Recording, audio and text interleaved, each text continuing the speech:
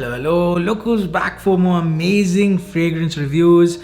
I'm glad you're here and I hope you're having a kick-ass day. I've recently hit 30,000 subscribers and I honestly couldn't have done it without you guys.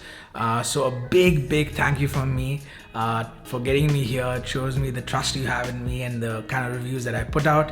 If you haven't done it yet, do consider subscribing and joining the other 30,000 people. Let's take this to 100,000 and make it a bigger community.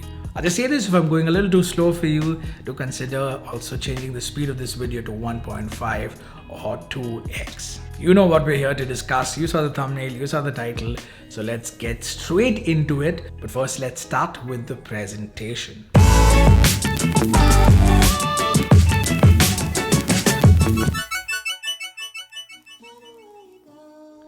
The box is nice and sturdy. You have the name of the fragrance in the front in Arabic and English. You also get the brand's hologram on one side, and it also says that this is an EDP concentration.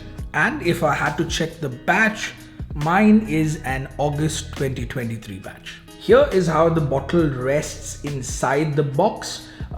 This is a nice polished bottle. I have the other version as well, which is Liam. This is Liam Grey or just Liam. That one is Liam Blue Shine, and for some reason the bottle on that one was a little scruffy for me, so scratches and not really polished. You also have the name Liam in Arabic and English written or printed on the side on this velvet or felt like feel inside the box. Like I said, the bottle is nice and heavy, it's polished, but the cap is slightly light, although it has the Lattafa logo on top of it.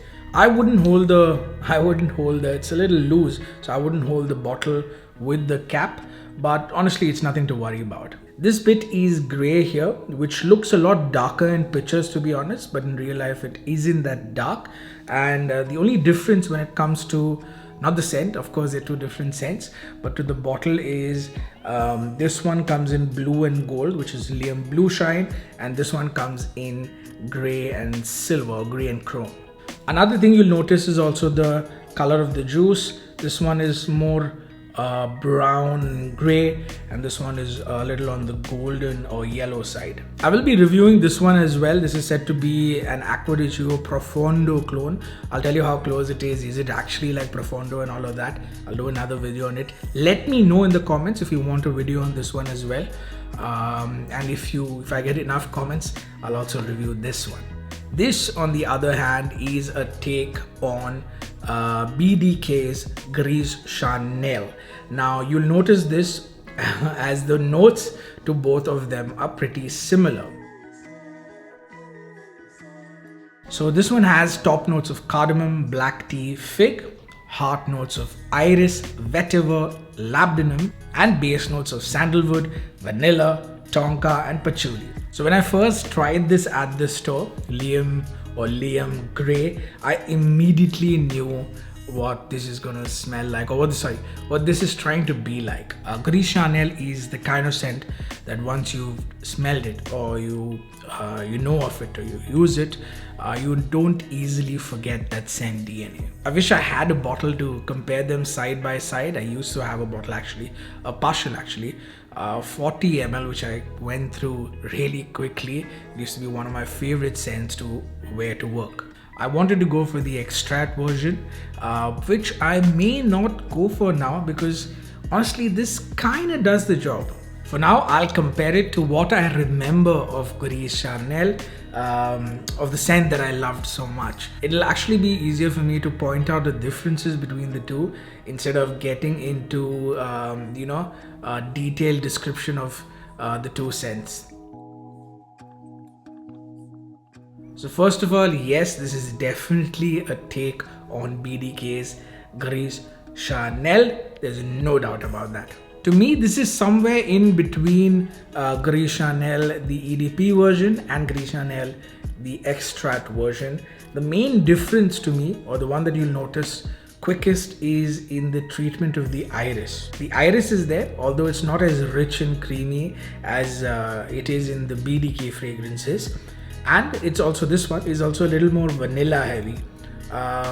It is vanilla heavy, but a little more than the EDP and not as much as the Extrait. Cardamom, again, much weaker compared to the other two scents. This one is powdery and feels sweeter overall compared to the Extrait and the EDP. Although the labdanum in this one is, it lacks intensity. However, it's well blended and smooth, and there aren't any rough edges on this, honestly, which is baffling considering the price that I paid for it.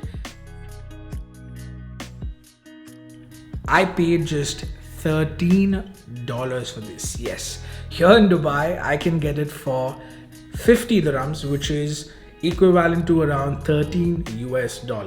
I've seen this go for around $20 to $25 in the US, which in my opinion is a steal.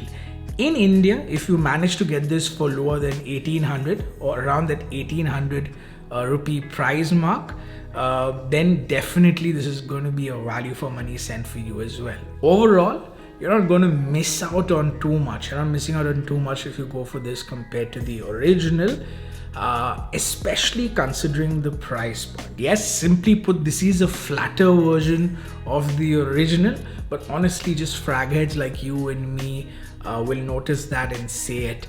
Just normal people, I'm calling them normal people, but just people generally who aren't into fragrances won't find that much of a difference between the two. Let me put it this way: if you wear Gris Charnel to work on one day and you wear this one to work on another day, the people who complimented you on Gris Charnel will also compliment you on this one. As far as longevity goes, this isn't the longest lasting Lattafa. It lasts as much as Gris Charnel did for me, which is around 6 hours. The sillage and the projection is a little better than the BDK. It's a little stronger, especially in the start. So the first 1 hour is when you get the best projection. If you've seen my video on Lattafa's Al Nashama Caprice, you'll notice that I've given that one an 8.5 out of 10. And I honestly can't give this one any lesser, considering this is even cheaper than that scent. So yeah, it's another 8.5 out of 10 for me. Hope I've answered all your questions. If you still have some, to ask me in the comments, or you can always ask me on Instagram. Don't forget to add me. Again, thank you for 30,000 subs, and until next time, keep smelling amazing.